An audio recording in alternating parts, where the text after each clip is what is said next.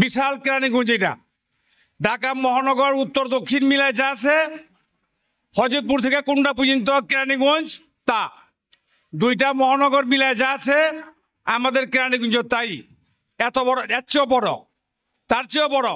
কারণ এখানে আমাদের পশ্চিমে সিঙ্গাইল মানে মানিকগঞ্জ জেলা ধরছে, আমাদের আপনার পূর্বে কোন্ডা ইউনিয়ন শেষ আমাদের ফতুল্লা ধরছে, নারায়ণগঞ্জ জেলা ধরছে।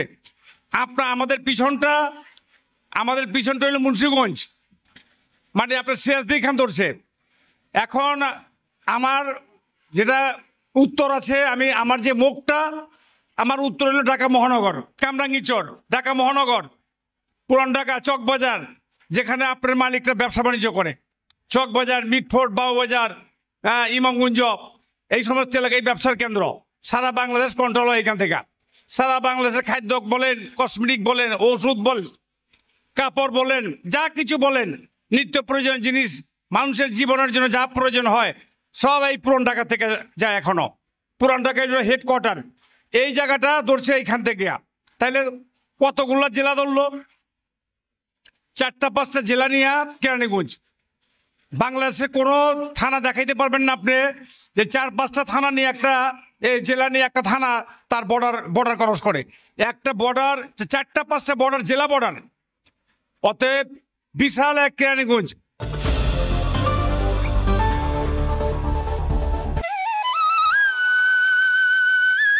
বিসমিল্লাহির রহমানির রহিম। সম্মানিত উপস্থিতি, আজকের লিটন প্লাস্টিক টয় ইন্ডাস্ট্রির বার্ষিক ক্রীড়া প্রতিযোগিতা অনুষ্ঠানে আমাদের বিশেষ অতিথি জনাব নবী ভাই, আমাদের মুরব্বী, ওনাকে আমরা অনেক রিকোয়েস্ট করে আনছি।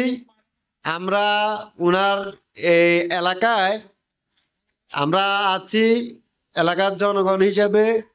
এখন আমি বিশেষভাবে নবী ভাইয়ের মুখ থেকে আমার এলাকার সার্বিক পরিস্থিতি নিয়ে, কিভাবে আমরা জীবনযাপন করব, আমাদের ভালো মন্দ নিয়ে নবী ভাইয়ের সাথে আমার পার্সোনাল অনেক কথা হয়েছে। তারপর উনি এখানে আমাদের মাঝে আসছেন, উপস্থিত হয়েছেন, এটার জন্য আমরা ওনাকে আবারও করতালি। এখন নবী ভাইকে আমি বিশেষভাবে অনুরোধ করব যে ভাই, আপনি একটু আমাদের উন্নয়ন, আপনি যেহেতু আমাদের অভিভাবক, মুরব্বী এবং ব্যবসায় গার্জিয়ানও বটে, এখন আপনার এলাকার মানুষ এগুলা সব।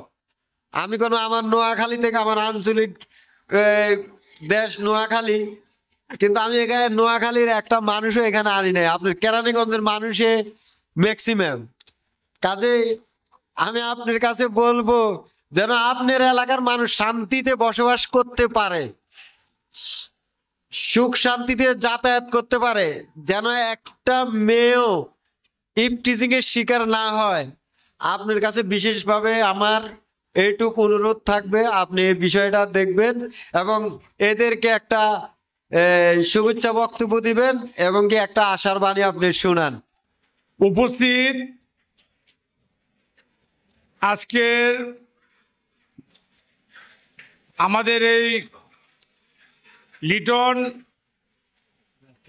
প্লাস্টিক টয়ের সম্মানিত মালিক আমাদের লিটন সাহেব, উপস্থিত বিভিন্ন স্তরের ব্যবসায়ীবৃন্দ এবং এই ফ্যাক্টরির কর্মকর্তা, কর্মচারী, শ্রমিকবৃন্দ, আসসালামু আলাইকুম।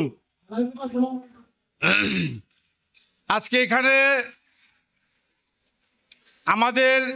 আমি মডেল থানা বিএনপির সাধারণ সম্পাদক, কিন্তু আমি আপনাদের এলাকারই সন্তান।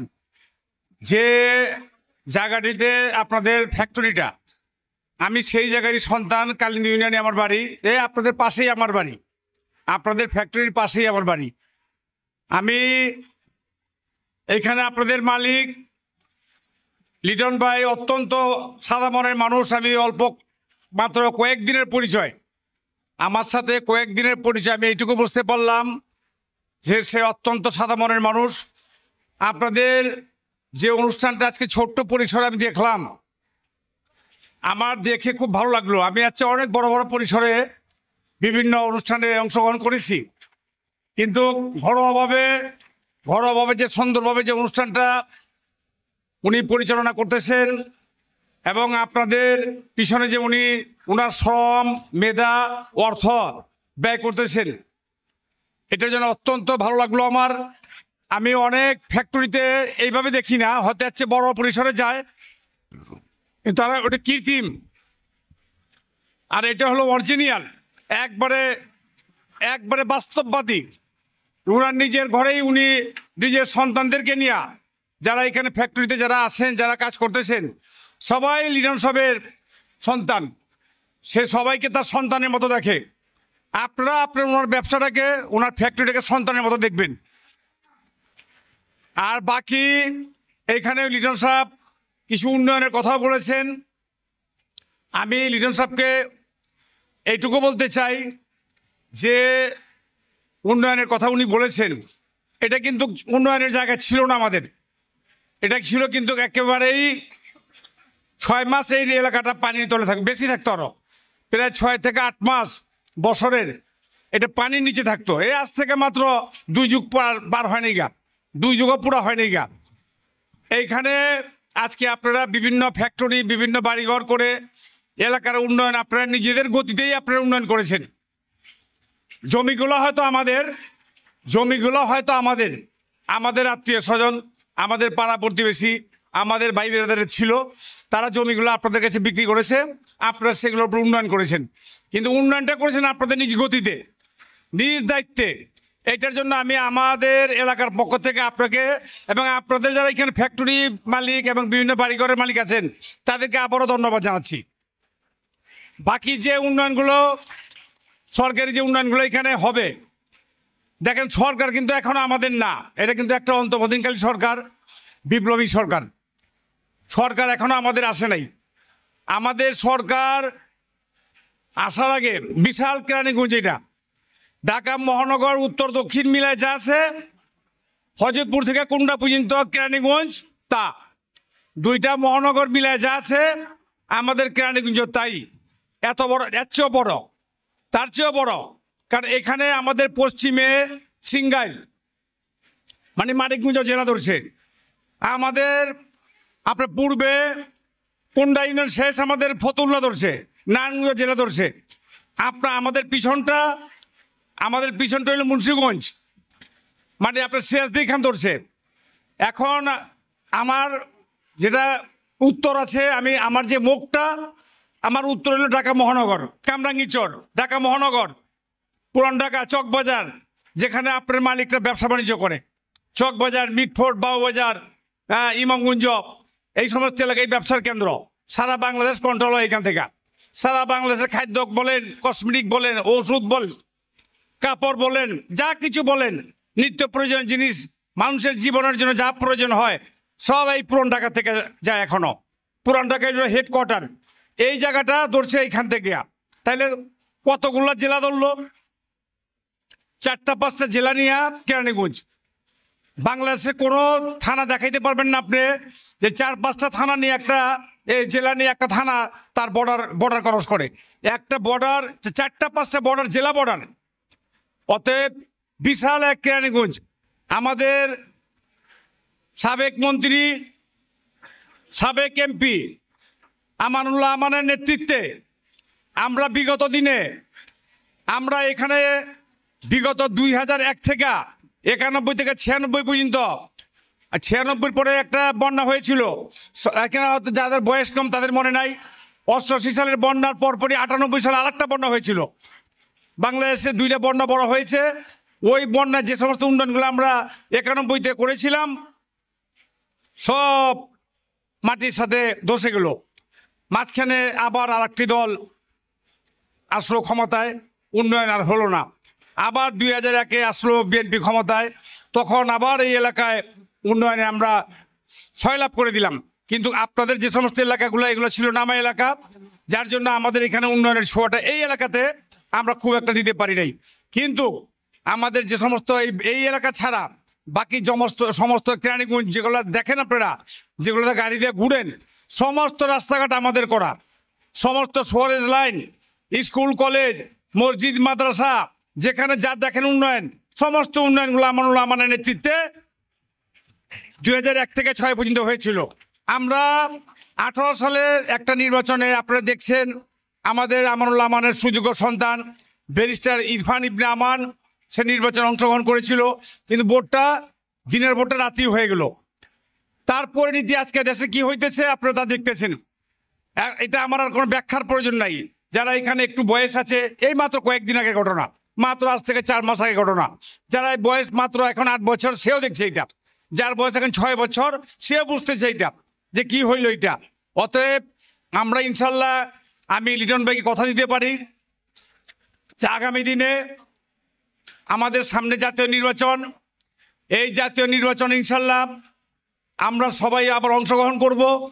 ওই নির্বাচন ইনশাল্লাহ আমাদের দল ক্ষমতায় আসলে আমি আপনাকে কথা দিয়ে গেলাম, কেরানীগঞ্জ মডেল থানা বিএনপির সাধারণ সম্পাদক হিসাবে আমরা আমানুল্লাহ আমান, তার সুযোগ্য সন্তান ব্যারিস্টার ইরফান ইবনে আমান, তাকে এনে আপনাদের আতাসুল, গদাবাগ, মুক্তিবাগ, যে সমস্ত অবহেলিত এলাকাগুলো আমাদের এখনো আছে, নতুনভাবে ঘুরে উঠছে, এই সমস্ত এলাকায় নিয়ে এসে যে কাজগুলো বাকি আছে সমস্ত কাজগুলো আমরা ইনশাল্লাহ আপনাদেরকে সমাধান করে দেব। এবং আপনাদের এখানে আমরা এখন আপনারা নিজস্ব গতিতে কিছু কাজকাম করতেছেন, এরপরেও আমি আপনাদের ছোটোখাটো যদি কোনো কাজকাম থাকে, যদি দেখা যায় যে এখানে একটা কোনো বাড়িঘরের রাস্তাঘাটের কোনো গলি আছে, এখানে কিছু ইটা বিষয় দিলে মানুষ করতে পারে, এই সমস্ত কাজকামগুলো থাকলে আমার কাছে নিয়ে আসবেন। আমি চেষ্টা করবো এগুলা বর্তমান সরকার থাকা অবস্থায় আপনাদেরকে এগুলার সমাধান দিয়ে দেওয়ার জন্য। আমি পরিষদ থেকে আপনাদের এই সমস্ত কাজগুলো করাই দেওয়ার চেষ্টা করব, উপজেলা আছে উপজেলাতে করাই দেওয়ার চেষ্টা করব, যেগুলো আমাদের আয়ত্তের ভিতরে আছে। আর এখানে আমি আর একটা কথা লিটন ভাইকে বলবো, লিটন ভাই আপনার তো আল্লাহ অনেক সম্মান দিছে, আল্লাহ আপনাকে অর্থ দিছে, সম্মান দিছে, আপনার অধীনে 300-400 কর্মচারী শ্রমিক ওরা খেটে খায় এখানে, ওদের ঘরে যদি আবার আমি 3-4জন করে মানুষ ধরি, সেই হিসাবে প্রায় আল্লাহ আপনার উশিলা প্রায় 1000-1200 লোককে আল্লাহ অন্নদান করতেছেন। আপনার ওদের বাচ্চাগুলো, ওদের ছোট ছোট বাচ্চা আছে, অনেক গরিব মানুষ এখানে, বাচ্চাগুলো যেন নিরক্ষর না থাকে, আপনি এটা একটু খেয়াল রাখবেন।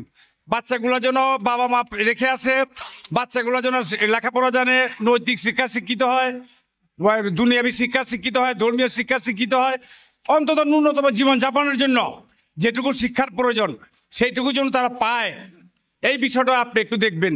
আল্লাহ আপনাকে টাকা দিছে, অর্থ দিয়ে আপনার দুনিয়ার থেকে অর্থ নেওয়ার জন্য বেশি অর্থ লাগে না। দুনিয়াতে চলার জন্য সালমান এফ রহমানের মতো হাজার হাজার কোটি লাখ লাখ কোটির প্রয়োজন হয় না। তারপর নীতিতে সালমান এফ রহমানের কি হয়েছে, তার সাঙ্গপাঙ্গদের অবস্থা কি হয়েছে সব আপনারা দেখছেন। এই মাত্র 3 মাস আগে ঘটনা, 4 মাস আগে ঘটনা। তো এখন আপনাদের আমাদের জন্য এইখান থেকে শিক্ষা হয়, আমরা যেন ওই লাইনটার মধ্যে না যাই, আমরা যেন ওই ব্যবস্থার মধ্যে না যাই।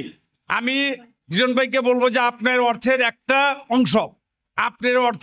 অংশ যদি আপনি এইখানে যদি ওদের শিক্ষার জন্য, ধর্মীয় শিক্ষা এবং দুনিয়ার শিক্ষার জন্য একটা বাজেট রাখেন, তাইলে এই ছেলে পেলেগুলো যে যারা মা বাবা আপনার এখানে কাজ করতে আসে, যারা ছোট ছোট বাচ্চা রেখে আসে, যদি ওদেরকে বলেন যে তোমরা তোমার শিশুদেরকে কি করতেছ, ঘরে তারা কি করে, লেখাপড়া করে কিনা, শিক্ষা দীক্ষা যায় কিনা, ধর্মীয় শিক্ষা অর্জন করতেছে কিনা, দুনিয়াবী শিক্ষা অর্জন করতেছে কিনা, একটু যদি খোঁজ খবর রাখেন, একটু যদি আপনি ক্লাস করেন, তাইলে আমার কাছে মনে হয় যে এরা অন্তত নিরক্ষর মুক্ত অন্তত জীবনটা এরা পাবে। এই দিকটা খেয়াল রাখবেন। আর আপনি একটা ইফটিজিনের কথা বলছেন, আমি আপনাকে আজকে এখানে কথা দিতেছি, এখানে যদি কোনো ইফটিজিন আমাদের মেয়েদের, আমাদের মা বোন যারা এখানে আসে, তাদের যদি কোনো ছেলে পেলে, সে যেই হোক, সে যে দলেরই হোক, যেখানকারই হোক, আপনারা সাহস করে ইনশাল্লাহ প্রতিবাদ করবেন। পারলে যদি সাহস করে যদি মনে করেন যে ওরা কথা শুনতেছে না, আপনারা তাদেরকে আটকাবেন। পরবর্তী আইনগত ব্যবস্থা, সামাজিক ব্যবস্থা কি গ্রহণ করতে হবে দলগত ব্যবস্থা কি গ্রহণ করতে আমরা দেখব। আমি আপনাদের কথা দিয়ে গেলাম, যদি এইখানে যদি এইরকম কোনো ঘটনা ঘটে থাকে, আগে পরে ঘটছে কিনা আমি জানি না, নিশ্চয়ই এটা ডালমে কুচ কালা হয়, সামাজদারকে ইশারাই কাফি, নিশ্চয়ই এখানে কোনো কিছু একটা হয়, নিশ্চয়ই এখানে এরকম কোনো ঘটনা ঘটে। আমি যারা এখানে আছেন, ডাইনে বামে যারা আছেন, যদি ওর মধ্যে যদি এই সমস্ত লোক থেকে থাকেন, আমি এই এলাকার সন্তান হিসাবে এবং কেরানীগঞ্জ মডেল থানা বিএনপির সাধারণ সম্পাদক হিসাবে আমি হুঁশিয়ার এবং সাবধান করে দিয়ে গেলাম, যেটুকু হয়েছে ওইটুকু যেন এনাফ হয়, ওইটুকু যেন এনাফ হয়, এনাফ হয়, এনাফ হয়, আর যেন না হয়। এরপর যদি আমরা এটা শুনি, যদি আমাদেরকে যদি এখানে গিয়ে যদি কেউ কমপ্লেন করে আর যদি ধরা পড়ে এটা, তাহলে আপনাদের কিন্তু কঠোর শাস্তি হবে। কেন এই দেশের 18 কোটি মানুষের মধ্যে 9 কোটি মানুষ নারী, 18 কোটি হাতের মধ্যে 36 কোটি মানুষের 36 কোটি হাত, আর এই 36 কোটি হাতের মধ্যে 18 কোটি হাত নারীর, 18 কোটি হাত পুরুষের। অতএব এই নারীকে বাদ দিয়ে দেশ চলবে না, এই নারীকে বাদ দিয়ে সমাজ চলবে না, এই নারীকে বাদ দিয়ে কোনো কিছুই হবে না। নারীদেরকে তাদের পর্দার সহিত সুন্দরভাবে তার কাজ করতে দিবেন। তাদের ঘর আছে, তারা গরিব হইতে পারে, তাদেরও বাবা মা আছে, তাদেরও স্বামী আছে, তাদেরও ভাই আছে, তাদেরও আত্মীয় স্বজন আছে, তারাও সমাজে সম্মানের সহিত বসবাস করতে চায়। তারা আপনাদের কাছে কোনো টাকা পয়সা চায় না, কিন্তু আপনাদের নিরাপত্তাটুকু চায়। তারা আপনাদের কাছে শুধুমাত্র বোন হিসাবে, আপনাদের মা হিসাবে নিরাপত্তাটুকু চাই। শুধু এইটুকুকে আমরা দিতে পারবো না? অবশ্যই দিতে পারবো আমরা। অতএব এইখানে আমাদের লিটন সাহেব বেশি কিছু চায় নাই, উনি বলছেন এইখানে একটু দেখার জন্য, নিশ্চয়ই তার নারী শ্রমিকদের কোনো সমস্যা কম বেশি হয় বিদায়ী সেই কথাটা বলছে।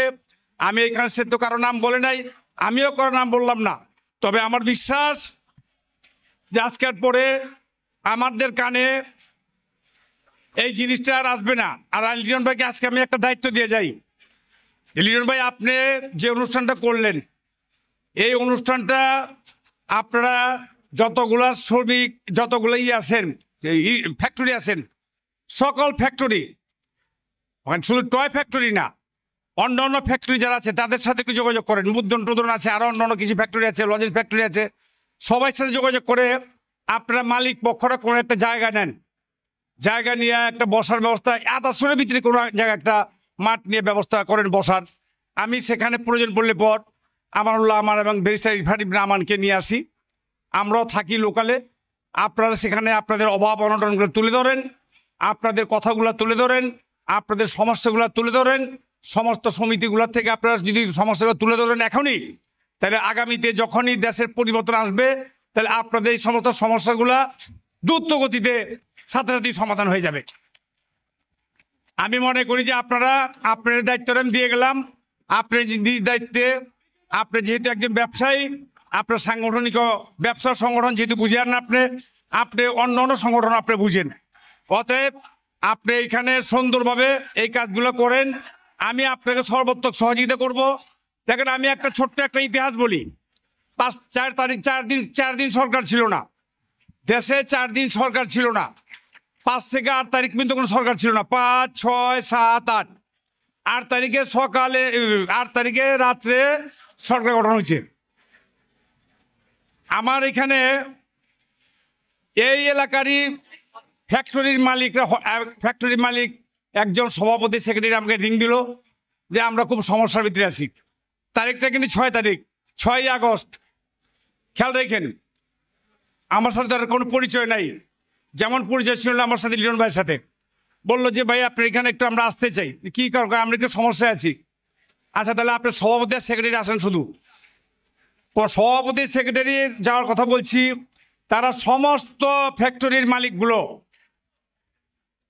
মুদ্রণের সমস্ত মালিক চলে গেছে। সমস্যা যেগুলো ছিল সেগুলো শুনলাম, আমি বুঝতে পারছি তাদের ভিতরে একটা আতঙ্ক ছিল ওই মুহূর্তে। তাদেরকে হুমকি ধুমকি করা হচ্ছিল, ফ্যাক্টরি লুটপাট, ফ্যাক্টরি বিভিন্ন দেশে বিপ্লব হলে যা হয় আর কি। আমি তাদের সাথে 10 মিনিটের বক্তব্য দিছি এবং বলছি যে আপনারা নির্দ্বিধায় নিশ্চিন্ত মনে আপনারা বাড়িতে চলে যান। আপনারা আগামীকাল থেকে ব্যবসা শুরু করেন। ইনশাল্লাহ আপনাদের এখানে কেউই আপনাদের কোনো সমস্যা করবে না, কোনো ফ্যাক্টরিতে সমস্যা হবে না, কোনো ঝামেলা হবে না। আমি আজকে লিটন ভাইকে বলে দিয়ে গেলাম যে আপনি যে সমস্ত কথাগুলো বলছেন, আপনি ইনশাল্লাহ সবগুলো কথা বাস্তবায়ন হবে এবং বাস্তবায়ন হবে, বাস্তবায়ন হবে, বাস্তবায়ন হবে। আমি আশা করি যে আমাদের মা বোন যারা এখানে বসছেন তারা আমার কথায় আশ্বস্ত হতে পেরেছেন। আমাদের টয় ফ্যাক্টরির মালিক যারা আছেন তারাও ইনশাল্লাহ আশা করি যে আমার কথায় আপনারা আশ্বস্ত হতে পেরেছেন। ইনশাল্লাহ আমি লিটন ভাই যদি যে প্রোগ্রামটা আমি দিয়ে গেলাম ওই প্রোগ্রামটা যদি লিটন ভাই করে সমস্ত ফ্যাক্টরি, সমস্ত পেশা, খালি টয় ফ্যাক্টরি না, যতগুলো ফ্যাক্টরি গত বা গাতাসুরে হয়েছে সমস্ত ফ্যাক্টরিকে গুলোকে একখানে করে যদি তারা যদি সে সুন্দরভাবে যদি একটা ব্যবস্থা গ্রহণ করে, আমি আমাদের নেতা সাবেক ডাকসু বিপি, সাবেক এই কেরানীগঞ্জ থেকে 4 বার নির্বাচিত এমপি এবং রাষ্ট্রের 3 বার মন্ত্রী জনাব আমানুল্লাহ আমান এবং তার সুযোগ্য সন্তান ব্যারিস্টার ইরফান ইবনে আমান জনতার এমপি, তাকে নিয়ে আমরা ইনশাল্লাহ আপনাদের মাঝে আবার উপস্থিত হব। আমি ওই দিনের অপেক্ষা রইলাম, যে ওই দাওয়াতের জন্য অপেক্ষা রইলাম, যেদিন আপনি সে দাওয়াত দিবেন ইনশাল্লাহ আমি তাদেরকে নিয়ে আপনি এখানে উপস্থিত হব। এই বলে আমি আমার বক্তব্য শেষ করলাম। সুন্দর থাকেন আপনারা, ভালো থাকেন, সুন্দরভাবে ফ্যাক্টরি চালান। শ্রমিকদেরকে বলবো যে আপনারাই দেশের মূল শক্তি। আমি শ্রমিকদেরকে বলবো যে আপনারাই দেশের মূল শক্তি, আপনাদের কারণেই দেশ টিকে আছে। এই ফ্যাক্টরি, আজকে এই খেলনার ফ্যাক্টরি আজ থেকে মাত্র 8 থেকে 10 বছর আগে টোটাল জিনিসটা চায়না থেকে আসতো। পুরা জিনিসটা একেবারে সাজানো গোছানো ভাবে মালয়েশিয়ার থেকে আসতো। আজকে সেই জিনিসটা এই লিটন ভাইদের মতো লোকের কারণে, এই ধরনের মেধার কারণে তারা এখন এই সমস্ত জিনিসটা এখানে নিয়ে এসে অ্যাসেম্বলি করতেছেন। আমি আশা করি যে আগামীতে শুধু অ্যাসেম্বলি না, টোটাল জিনিসটা লিটন ভাই এখানে তৈরি করতে পারবেন। এই ব্যবস্থা তারা করবেন ইনশাল্লাহ। জাতি ডলার, কষ্টের ডলারগুলো তারা বাঁচাবেন, জাতিকে তারা এগিয়ে নিয়ে যাবেন। এবং যারা এখানে শ্রমিক আছে তারা লিটনদের মতো যারা মালিক, তাদেরকে আপনারা সাহায্য করবেন, সহযোগিতা করবেন। মালিক বেঁচে থাকলে, ফ্যাক্টরি বেঁচে থাকলে আপনারা বেঁচে থাকবেন। মালিক মারা গেলে, ফ্যাক্টরি মারা গেলে মনে রাখবেন যে আপনারাও মারা যাবেন, আপনাদের পরিবারও মারা যাবে। অতএব আপনারা যার উশিলায় খান, যার উশিলায় আপনারা চলাফেরা করেন, যার উশিলায় বাড়িতে নিয়ে অন্তত ডাল দিয়ে ভাতটা খেতে পারেন, সেই মালিকের দিক খেয়াল রাখবেন এবং সেই মালিকের ফ্যাক্টরি দিক খেয়াল রাখবেন। এই শ্রমিকদের সন্তান মালিক এবং ফ্যাক্টরি, মালিকের লোকজন এবং ফ্যাক্টরি, এটা শ্রমিকদেরই সন্তান। আপনারা যেন বাড়িতে আপনার সন্তানকে আপনারা খুব সুন্দরভাবে লালন পালন করেন, আদর করে, ঠিক এই ফ্যাক্টরি এবং ফ্যাক্টরি মালিককে সুন্দরভাবে লালন পালন করবেন।